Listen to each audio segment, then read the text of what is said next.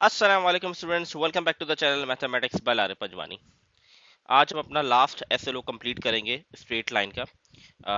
तो हमारा जो एसएलओ है वो homogeneous linear and quadratic equation in two variable.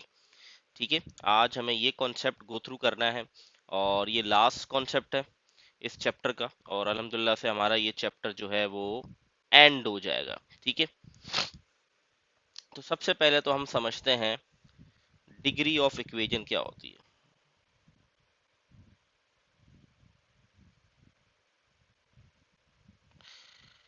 तो बेसिकली डिग्री ऑफ इक्वेशन का मतलब ये है जो हाईएस्ट पावर होती है इक्वेशन की, उसको हम डिग्री ऑफ इक्वेशन कहते हैं या उसको डिग्री कहा जाता है। फॉर एग्जांपल इक्वेशन है 2x plus y is equal to 5, दोनों की पावर 1 है, तो इसकी डिग्री बन जाएगी मेरे पास इज इक्वल टू 1। ठीक है, इसी तरीके से अगर मैं एक इक्वेशन लिखता हूँ यहाँ पर x cube plus y cube equal to 0, तो यहाँ हाईएस्ट पावर जो आ रही है वो 3 आ रही है, तो इसलिए मैं लिख दूंगा डिग्री इक्वल टू 3। तो पहले तो ये छोटा सा डिग्री का कॉन्सेप्ट। अब होमोजीनियस इक्वेशंस क्या होती है हमारे पास।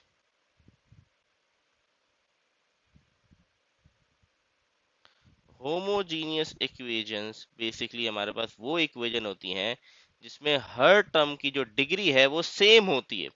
याद रहे, हर टर्म की बात, एक इक्वेशन है, जैसे कि मैं एग्जांपल के तौर पे एक इक्वेशन लिख रहा हूँ यहाँ, ऊपर जो लिखी है उसी की तरह एक इक्वेशन लिख रहा हूँ। ठीक है, या इसको इक्वल टू 0 कर लेता हूँ। अब यहाँ पर देखें आप, ये एक टर्म है, ये दूसरी टर्म है। तो होमोजीनियस इक्वेशन क्या होती है जिसमें हर टर्म की डिग्री सेम हो। जैसे इसकी हाईएस्ट डिग्री 1 है, इस टर्म की, इसकी 1 है, दोनों की सेम है, तो आप कह देंगे ये होमोजीनियस इक्वेशन है। इसी तरीके से एक बड़ी इंपॉर्टेंट एक एग्जांपल है, ये देखें।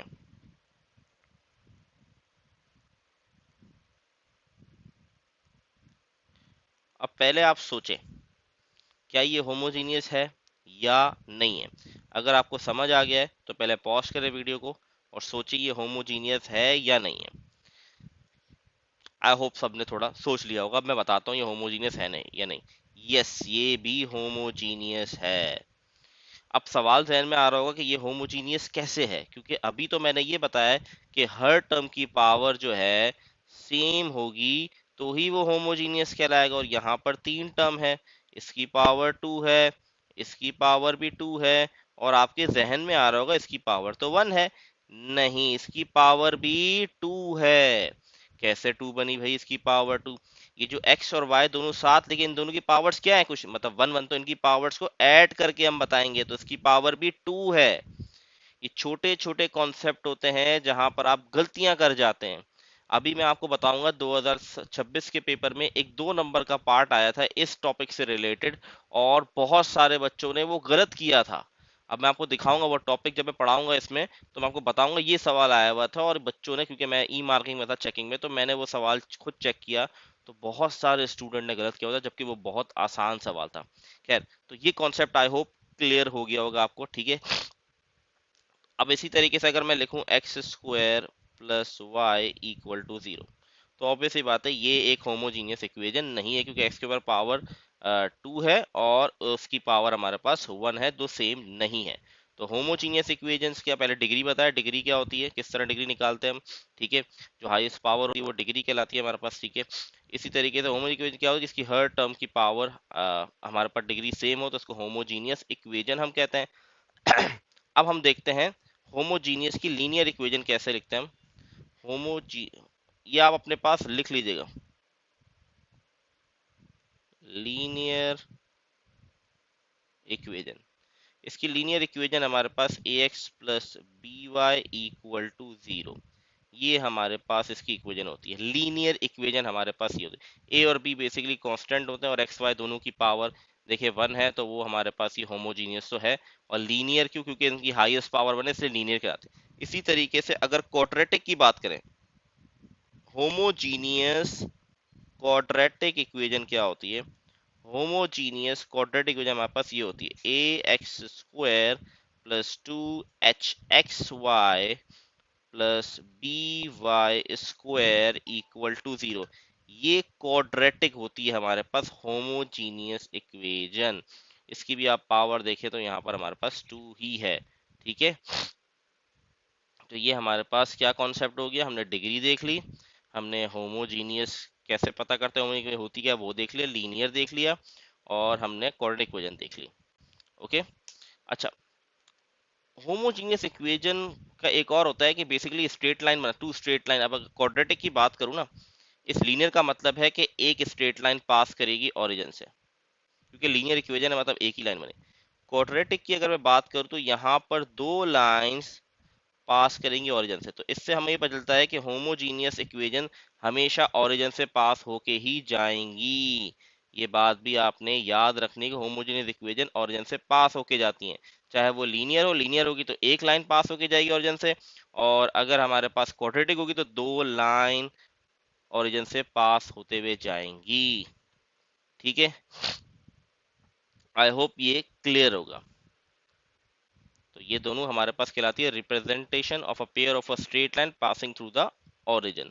तो ये इसकी बेसिक थोड़ी सी थ्योरी थी जो मैंने कहा बता दूं। अच्छा जी, अब ये यहाँ पर आप आ जाए स्क्रीन पे, आप देखें तो यहाँ पर स्लोप, ये तो कंबाइन इक्वेजन, इसको अच्छा इसको कंबाइन इक्वेजन भी कहते हैं, क्योंकि दो लाइन की मिला के इक्वेजन बनाते हैं ना। ये जो a x square plus two h x y plus b square ये क्या है, इक्वल टू 0, ये है कंबाइन इक्वेजन भी कहलाती है, पासिंग थ्रू ओरिजिन, ओरिजिन से पास करती है।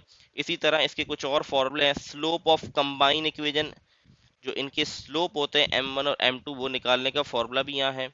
इसी तरीके से सम ऑफ स्लोप, अगर सम निकालना स्लोप का, उसका फॉर्मूला भी गिवन है हमारे पास। Product of slope m1 multiply by m2 equal to a over b, ये भी फॉर्मूला दिया हुआ है। और एंगल निकालने का भी फॉर्मूला दिया हुआ है। आपको फॉर्मूला शीट मैंने शेयर कर दी है, जो अपडेटेड फॉर्मूला शीट है। मॉडल पेपर जो है वो आ चुका है, ठीक है, वो भी मैं शेयर कर दूंगा। मैंने वर्कबुक भी शेयर कर दी है, तो सारी चीज़ें मैंने शेयर कर दी हैं व्हाट्सएप कम्युनिटी ग्रुप में। अगर अभी तक आप उस पर ऐड नहीं है तो मैं लिंक फिर से शेयर कर देता हूँ नीचे डिस्क्रिप्शन पे, उससे ऐड हो जाए। और दूसरा एक और इम्पोर्टेंट बात, अनाउंसमेंट थी जो कि मैं बार बार करता हुआ आ रहा हूँ कि 26 जुलाई को ई कैट का सेशन है, वो ज़रूर अटेंड करें। लाइव स्ट्रीमिंग है यूट्यूब पे, उस पे मैं सेशन लूंगा, वो अटेंड जरूर करें, आपके लिए बहुत हेल्पफुल रहेगा। अच्छा, वापस हम टॉपिक पे आते हैं। तो ये फॉर्मूला जो आपको फॉर्मूला शीट में मोस्टली गिवन होंगे, मैं एक बार फॉर्मूला शीट को वापस ओपन कर लेता हूँ। एक मिनट, आप लोग भी अपने पास ओपन करके देख सकते हैं। ठीक है, तो फॉर्मूला शीट के अंदर हमारे पास जो है एंगल का फॉर्मूला दिया हुआ है। ठीक है, एंगल का फॉर्मूला दिया हुआ है यहाँ पर, ये बताया गया है। ठीक है, और अच्छा, ये फॉर्मूले नहीं दिए हुए, ये वाले फॉर्मूले कंबाइन इक्वेशन के स्लोप के, और ये फॉर्मूले नहीं दिए हुए, लेकिन मोस्टली फॉर्मूले आपको दे दिए जाते हैं या सवाल के साथ अटैच करके बता दिया जाता है। तो इतना मसला नहीं होगा, बेफिक्र है, घबराए नहीं कि फॉर्मूले सारे याद करने पड़ेंगे। वैसे याद कर भी लेते कोई इतने मुश्किल नहीं है, अगर इन दोनों फॉर्मूले को देखें तो प्लस माइनस का ही फर्क है। नहीं भी करेंगे मसला नहीं, मोस्टली फॉर्मूले आपको दे दिए जाते हैं। ठीक है, मैंने फॉर्मूला शीट को गो थ्रू अभी किया, उसमें डायरेक्ट बताया। अब हमारे पास एक टॉपिक आता है homogeneous equation, nature of line. Line की नेचर कैसे पता कर सकते हैं, उसके लिए हम क्या यूज करते हैं, डिस्क्रिमिनेंट की प्रॉपर्टी अगर याद हो, अगर आपको क्वाड्रेटिक फॉर्मूला याद हो, क्वाड्रेटिक फॉर्मूला हमारे पास क्या होता था, B square minus 4ac upon 2a। अब इसमें हम ये जो है, ये रूट हमें बताता था नेचर, उस लाइन की नेचर बताता था। कैसे पता चलता था बेसिकली नेचर, अगर हमारे पास वैल्यू जीरो से बड़ी है तो हम इसको कहते थे वो रियल या डिस्टिंक्ट है। अगर वैल्यू हमारी जीरो से छोटी है तो हम इसको इमेजनरी कहते थे, क्योंकि नेगेटिव आंसर आता था। और अगर इक्वल टू जीरो तो रियल और इक्वल कहलाता था। ठीक है, तो ये हमारे पास तीन ऑप्शन आते थे। इसके अंदर भी है, यहाँ हम क्या करेंगे, ये जो कंबाइन इक्वेजन है, जिसको हम होमोजीनियस क्वाड्रेटिक इक्वेजन कहते हैं, उसमें हमारे पास ये तीन कंडीशन है, ये अपने पास अभी नोट डाउन कर ले। वैसे मैं ये लेक्चर अपलोड कर दूंगा और डिस्क्रिप्शन पे इसका भी लिंक डाल दूंगा, लेकिन आप अपने पास नोट डाउन जरूर कर लें। अब पेपर के अंदर 2 मार्क्स का सवाल इससे रिलेटेड आया था, और बहुत सारे स्टूडेंट नहीं कर पाए। मैं आपको बताता हूँ सवाल क्या था। सवाल ये था, identify the nature of roots x square minus 2hxy plus 5 equal to 0। अब ये सवाल नहीं कर पाए बहुत सारे। नेचर निकालने का formula d is equal to h square minus a b. ठीक है, ये हमारे पास सिंपल सा फॉर्मूला है। आपने एच की वैल्यू निकाल ली, ठीक है, आपने ए की वैल्यू निकाल ली, आपने बी की वैल्यू निकाल ली। अगर आपकी वैल्यू इक्वल टू जीरो तो आप कहते हैं रियल और इक्वल। अगर जीरो से बड़ी आ जाती तो आप कहते हैं बेसिकली रियल एंड डिस्टिंक्ट, और अगर जीरो से छोटी आती आप कहते थे इमेजनरी। ठीक है, इतना आसान सा सवाल भी नहीं कर पाए बहुत सारे स्टूडेंट्स। अब इसको अगर मैं करके दिखाऊं तो जनरल इक्वेशन हमारे पास क्या होती है, ये होती है general equation a x square plus 2hxy plus b y square equal to zero. ठीक है, ये हमारे पास इसकी जनरल इक्वेशन है। अगर मैं यहाँ से कंपेयर करूँ तो ए की वैल्यू क्या दिख रही है, ए का 1 वैल्यू है। बी की वैल्यू यहाँ से क्या दिख रही है, बी की वैल्यू 5 है। और अगर मैं इसको कंपेयर करूँ इन दोनों को तो माइनस का 2, अच्छा माइनस का टू एच, तो यहाँ पर इसकी h की वैल्यू हमारे पास क्या हो रही है, यहाँ पर अगर मैं h की वैल्यू देखूँ तो h की वैल्यू मेरे पास यहाँ पर हो रही है 1। ठीक है, नहीं 1 नहीं होगी आई थिंक। अच्छा, थोड़ी सी मैंने ना सवाल में शायद मेरे जहन से निकल गया था, क्वेश्चन में मैंने थोड़ी मिस्टेक कर दी है। मैं पहले क्वेश्चन को थोड़ा ठीक कर दूं, यहाँ थोड़ी सी मिस्टेक हो गई मुझसे। तो ये -2xy plus 5y square exact मैंने लिखा था, शायद मैंने गलत टाइप कर दिया। मेरे पास क्वेश्चन ऐसे तो पेपर तो अभी तक रिलीज नहीं हुआ है बोर्ड की तरफ से 2026 का, लेकिन मुझे जहन में था सवाल तो शायद उसमें मिस्टेक हो गई। तो मैं आपको तरीका बताता हूँ। फॉर एग्जांपल समझे ये क्वेश्चन है, ठीक है, हमारे पास ये क्वेश्चन है और इसमें ए को कंपेयर किया तो ए मेरा बराबर हो गया 1 के, बी बराबर हो गया 5 के, और जब 2h को कंपेयर करूंगा मैं -2 से तो h की वैल्यू मेरे पास आ गई -1। ठीक है, ये मेरे पास 3 वैल्यूज आ गई। और अब बस सिंपल मुझे इसको इसमें पुट करना है, -1 का होल स्क्वायर माइनस ए और बी।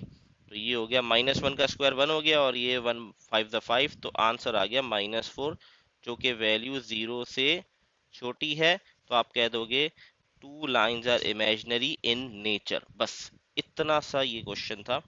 ठीक है, लेकिन फिर भी बहुत सारे स्टूडेंट ये वाला क्वेश्चन सही नहीं सॉल्व कर पाए। 2 मार्क्स का ये क्वेश्चन था। कुछ आप अगर किसी ने इस तरह सॉल्व कर दिया 4ac लेके तब भी गलत नहीं था, लेकिन बेसिकली कंबाइन इक्वेशन थी, तो इसीलिए हमने ये वाला फॉर्मूला यूज करके सॉल्व करना था। तो ये इतना सा क्वेश्चन था जो 2 मार्क्स के पेपर में आ चुका है 2026 के पेपर में। एग्जैक्ट इक्वेशन ये थी या नहीं थी ये मुझे याद नहीं आ रहा, लेकिन मैंने ये लिखी थी अपने पास। हो सकता है इक्वेशन ऊपर नीचे हो, लेकिन सवाल इसी तरह से आया हुआ था। तो आई होप ये वाली चीज क्लियर हो गई होगी किस तरह से सवाल इसमें से आ सकते हैं। क्वेश्चन नंबर 1 स्टार्ट करते हैं। इसको मैं थोड़ा जूम कर देता हूँ। क्वेश्चन है, find the equation of the pair of the line represent jointly by the given equation, state the nature and also find the acute angle between lines. तो बेसिकली हमारे पास कंबाइन इक्वेशन या आप कह रहे हैं होमोजीनियस क्वाड्रेटिक इक्वेशन दी हुई है। हमें ये दो इक्वेशन फाइंड आउट करनी है जिन दो इक्वेशन को कंबाइन करके ये इक्वेशन बनी है। तो तो ये इक्वेशन है जो कि मुझे गिवन है question number 1, 5x square plus 13xy minus 6y square equal to 0।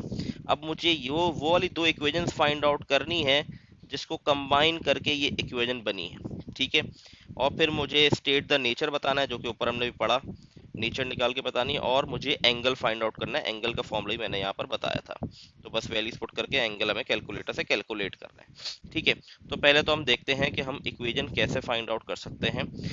तो इक्वेशन हमारे पास यहाँ पर जो गिवन है वो 5x square plus 13xy minus 6y square.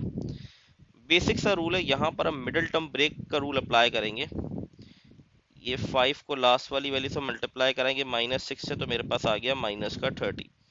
I hope सबको मिडिल टर्म ब्रेक आती होगी। अब वो नंबर मुझे सोचना है जिसको मल्टीप्लाई करूँ तो -30 बने, और प्लस माइनस करूँ तो मिडल वाली वैल्यू 13 बन जाए। तो मैंने नंबर ले लिया 15 एंड 2, जो मिडल में साइन थी वो बड़े नंबर को दे दी। अब इसको माइनस दूंगा क्योंकि मुझे 13 बनाना है। 15 को अगर 2 को भी प्लस दे दूंगा तो ये 17 बन जाएगा। तो 5x square plus 15xy minus 2xy minus 6y square. तो ये दो टर्म जो मेरे पास आएंगे ये मिडल टर्म ब्रेक की टर्म्स आ गई। ठीक है, इन दोनों में कॉमन मेरे पास क्या आ रहा है, 5x कॉमन आ रहा है तो बच गया x प्लस 3y। यहाँ से -2y कॉमन आ रहा है तो बच गया x प्लस 3y। क्योंकि नेगेटिव कॉमन आया तो अंदर साइन चेंज हो जाएगी। तो दोनों के ब्रैकेट सेम आ गए, इसका मतलब हमने सही सॉल्व किया। तो x plus 3y and then 5x minus 2y equal to 0। तो ये आपका फाइनल आंसर आ गया। दोनों को अलग अलग लिखते हैं आप। तो ये दो इक्वेशंस हैं जिनको कंबाइन करने से आपकी इक्वेशन बनती है 5x² plus 13xy minus 6y²। अब नेचर ऑफ रूट निकालने के लिए क्या हमारे पास formula, discriminant is equal to h² minus ab। तो अब कंपैरिजन हम करेंगे तो a हमारे पास यहाँ पर 5 है, b यहाँ पर -6 है और 2h बराबर है 13 के, तो h बराबर हो जाएगा 13/2 के। ठीक है, तो फॉर्मूला हम सिंपल इस फॉर्मूले में इसको पुट करके निकाल देंगे, फाइंड आउट कर देंगे। तो 13/2 whole square is equal to then we have -5 minus 6। तो 13 का स्क्वायर 169, तो ये हो गया 169/4। ये प्लस का 30, 4 एलसीएम लेंगे, कुछ नहीं बने तो 4 वहाँ जाके 30 से मल्टीप्लाई होगा तो ये हो जाएगा 120 और नीचे 4 आ जाएगा। तो ये मेरे पास बन गया 289/4, जो कि वैल्यू 0 से बड़ी है। तो मैं कह दूंगा roots are real and equal, या आप रियल और क्या कह सकते हैं, हमने क्या पढ़ा था, हाँ रियल एंड इक्वल, सही है, real and equal, no sorry, real and distinct, sorry equal जो था वो 0 में गया, रियल एंड डिस्टिंक्ट बेसिकली। ठीक है, तो ये हमारे पास इसका फाइनल आंसर आ गया। ठीक है जी, तो आई होप ये वाली चीज आप लोग को क्लियर होगी, इसमें कोई इशू नहीं आ रहा होगा। ठीक है, अच्छा बेसिकली रियल और इक्वल और रियल डिस्टिंक्ट और इमेजिनरी का मतलब क्या है, थोड़ा सा ये भी एक्सप्लेन, वैसे तो पढ़ा हुआ होगा 9 मैट्रिक में कहीं ना कहीं आपने। जो रूट होता है डिस्क्रिमिनेंट, जो हम b² माइनस 4ac सॉल्व करते हैं, अगर उसकी वैल्यू 0 हो जाती है तो हमारे पास क्वाड्रेटिक के कितने आंसर निकलते हैं, 2 आंसर निकलते हैं। तो इसीलिए जब अगर वो रूट 0 हो जाता है तो हमारे पास एक ही आंसर निकलता है, मतलब दोनों आंसर उसके इक्वल हैं। इसलिए जब इक्वल टू 0 आ जाए रूट के अंदर या डिस्क्रिमिनेंट 0 हो जाए, इसलिए हम उसको कहते हैं रियल एंड इक्वल। तो सेकंड वाला two line are real and distinct, इसका मतलब होता है दो आंसर्स आएंगे और दोनों अलग अलग आएंगे। तीसरे वाला पार्ट जो इमेजिनरी, इमेजिनरी आपको पता होगा कॉम्प्लेक्स नंबर में पढ़ा था कि आपके रूट के अंदर नेगेटिव वैल्यू अगर आ जाती है कोई भी, तो वो हमारे पास इमेजिनरी पार्ट बन जाए। इसीलिए हम इसको इमेजिनरी करते हैं, क्योंकि अगर b² माइनस 4ac नेगेटिव आ रहा है मतलब रूट नेगेटिव हो जाएगा अगर मैं क्वाड्रेटिक फॉर्मूला लगाऊंगा। ठीक है, कॉन्सेप्ट सेम है, कंबाइन इक्वेशन में h² माइनस ही, वरना हम जो पढ़ते हैं b² माइनस 4ac पढ़ते हैं। ठीक है, तो ये देन मैंने कहा बता दूं, आई होप ये क्लियर होगा। अच्छा, अब क्या रह गया, एंगल रह गया हमारे पास। एंगल कैसे निकालते हैं, एंगल का फॉर्मूला हमारे पास ये रहा, tan inverse two root h² minus ab upon b। तो ये सारी वैल्यूज तो हम ऑलरेडी निकाल चुके हैं। ठीक है, h² माइनस ab की वैल्यू क्या आई थी, हमने सॉल्व किया 289/4 आई थी, डिवाइडेड बाय, अच्छा a प्लस b है या ab है, एक बटे, मैं एक बार फॉर्मूला इसका वेरीफाई कर लूं, आई थिंक a गलती ना हो जाए।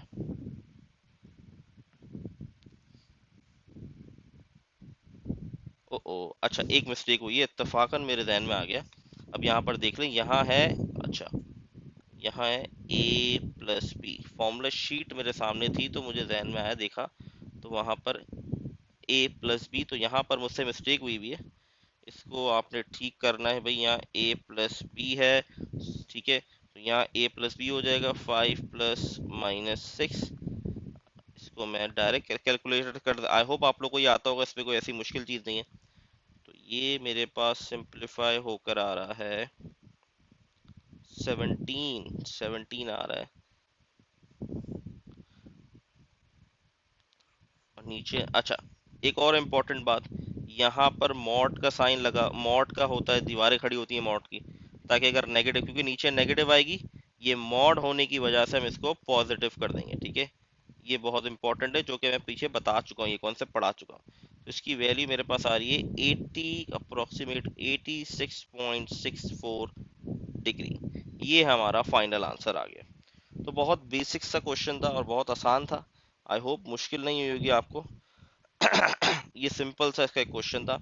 आई होप ये वाला क्वेश्चन क्लियर। क्वेश्चन नंबर 2 हमारे पास है, find the combined equation of a pair of a lines through origin which are perpendicular to the line represented by 2x square minus 5xy plus y square equal to 0।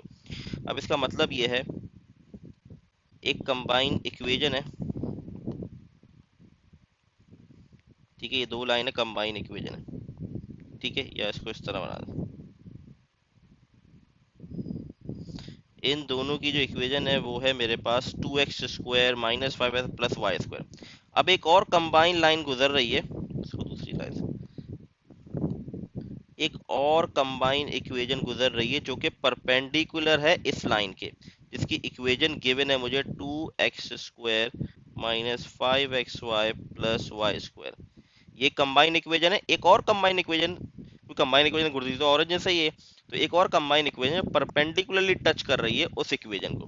तो इसको कैसे solve करेंगे, बहुत simple सा तरीका है, बहुत ध्यान से सुनिएगा। देखिए मेरे पास ये इक्वेशन गिवन है,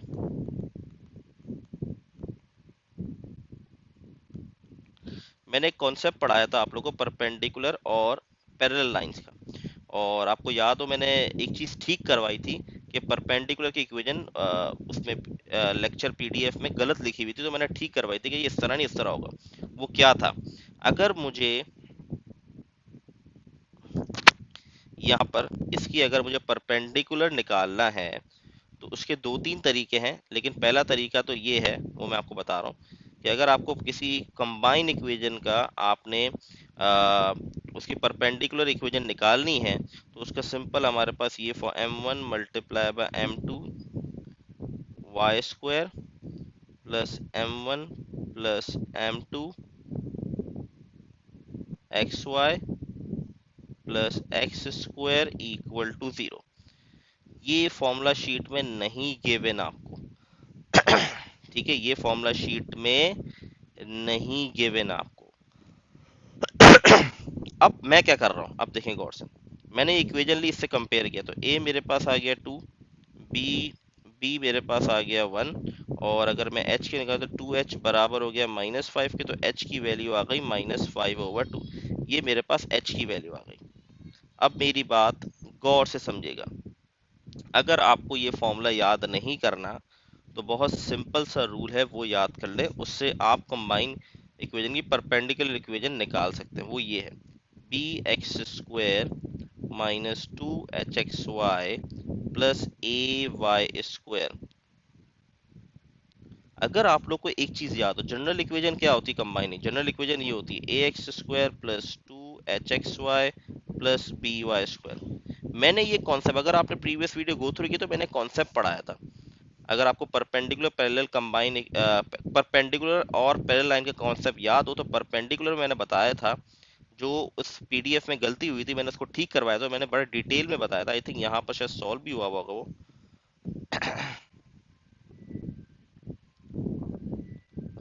पता नहीं है नहीं है, लेकिन मैंने खैर करवाया था।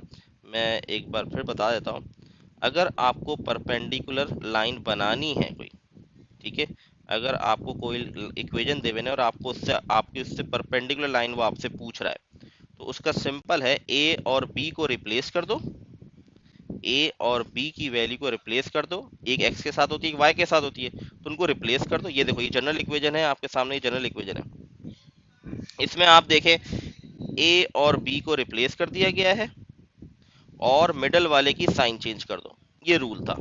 तो इस कंबाइन इक्वेशन में भी अगर आप नहीं चाहते कि ये फॉर्मूला याद रखें, क्योंकि ये फॉर्मूला याद रखने के लिए m1 मल्टीप्लाई बाय m2 और m1 प्लस m2 का कॉन्सेप्ट भी याद रखना पड़ेगा, तो सिंपल तरीका ये है, क्योंकि ऊपर हम यही करते हुए आ रहे हैं इसीलिए मैं प्रेफर यही करूंगा। तो अब यहाँ पर a की वैल्यू मेरे पास क्या है, b की वैल्यू क्या है 1 है, तो ये हो गया एक्स स्क्वायर, क्योंकि हम इसको यूज कर रहे हैं ना, ये परपेंडिकुलर है, नीचे वाली तो जनरल इक्वेशन है, -2 h की वैल्यू -5/2 एक्स वाई, 2 से 2 कट गया, प्लस फिर a की वैल्यू 2, तो ये 2y स्क्वायर इक्वल टू 0। तो फाइनल आंसर आ गया x square plus 5xy plus 2y² equal to 0। तो ये हमारे पास इसका फाइनल आंसर आ गया, जो कि है परपेंडिकुलर इक्वेशन कहलाएगी। आई होप ये वाली चीज आपको क्लियर होगी। लास्ट क्वेश्चन हमारे पास है, the gradient of one of the line is twice that of the other, show that 8h² is equal to 9ab।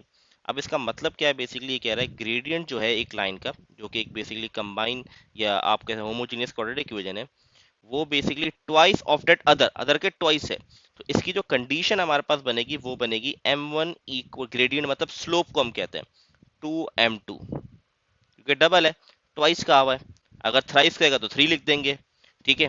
तो इस तरीके से हमारे पास बन गया। अब हमारे पास जो स्लोप का फॉर्मूला है, जो कि मैंने दिखाया था, m1h plus h² minus ab over b is equal to 2। यहाँ पर h minus h² minus ab over b, ये ब्रैकेट मैंने क्लोज कर दिया। यहाँ से b² से b² हमारे पास कट गया। ठीक है, हमें ये प्रूफ करना है कि आंसर आएगा 8h² is equal to 9ab। अब यहाँ पर 2 को अंदर मल्टीप्लाई करा दूंगा, तो यहाँ हमारे पास h² माइनस ab, यहाँ 2 multiply minus 2h minus 2h² minus ab। अब यहाँ पर ये नेगेटिव वाली पूरी जो फॉर्म है, ये पूरी नेगेटिव फॉर्म है, नेगेटिव वैल्यू है पूरी, इसको मैं इक्वल टू के दूसरी साइड ले जाऊंगा। इसी तरीके से यहाँ पर जो नेगेटिव h है उसको भी मैं इक्वल टू दूसरी साइड ले जाऊंगा। तो ये जब यहाँ आएगी ये पूरी फॉर्म, तो क्या हो जाएगी, पॉजिटिव हो जाएगी, और दोनों सेम है तो प्लस हो जाएंगे। तो 2 + 1 क्या हो जाएगा, 3। इसी तरीके से माइनस का 2h है और वहां जाके h क्या हो जाएगा, प्लस हो जाएगा। तो ये 3h² minus ab is equal to minus का h हो गया। अब रूट खत्म करना है, कि प्रूफ में तो रूट नहीं है, तो स्क्वायर ऑन बोथ साइड करना पड़ेगा मुझे। तो ये हो गया h², पॉजिटिव हो गया क्योंकि स्क्वायर था, और जब यहाँ स्क्वायर लगेगा तो 9 बन जाएगा और ये कट जाएगा, तो h² माइनस ab बन गया। अब 9 को मल्टीप्लाई कराऊंगा तो 9h² minus 9ab is equal to h²। अब 9ab इक्वल टू के वहां ले जाऊंगा, इसको यहाँ ले आऊंगा, तो 9h² minus h² is equal to 9ab। अब ये हमें प्रूफ हो गया, ये हमारा प्रूफ हो चुका है, ये आ गया 8h² is equal to 9ab। यही हमें प्रूफ करना था। तो ये प्रूफ वाले सवाल भी 4 नंबर के आ सकते हैं, ठीक है। फॉर्मूले के टाइम फॉर्मूला आपको गिवन ही होगा, बेफिक्र है, फॉर्मूले की टेंशन ना ले, फॉर्मूला शीट में नहीं भी गिवन, तो अगर कोई अलग से फॉर्मूला लग रहा होता है सवाल के साथ भी अटैच कर देते हैं, ठीक है। तो ये अल्हम्दुलिल्लाह से हमने ये चैप्टर कंप्लीट कर लिया है। हमारा फर्स्ट चैप्टर जुलाई के स्टार्ट में ही कंप्लीट हो गया अल्हम्दुलिल्लाह। इंशाल्लाह हम नेक्स्ट चैप्टर, इंशाल्लाह नेक्स्ट वीडियो, अच्छा नेक्स्ट चैप्टर स्टार्ट करने से पहले शायद पास्ट पेपर सॉल्व करा दूं, बेहतर रहेगा पास्ट पेपर्स पे चले जाऊं, ताकि मैं एसएलओ वाइज आपको चीज़ें बताते रहूं, कौन कौन सा एमसीक्यूज एसएलओ वाइज आया हुआ है या कौन कौन से बेसिक पूछी गई है चीज़ों की। तो वो इंशाल्लाह कोशिश करूंगा पहले मैं पास्ट पेपर सॉल्व करा दूं इसके, और फिर मैं नया चैप्टर स्टार्ट करूं। आई होप चीज़ें क्लियर होंगी। फिर भी कोई क्वेश्चन है तो आप कमेंट पूछ सकते हैं। अल्लाह हाफ़िज़।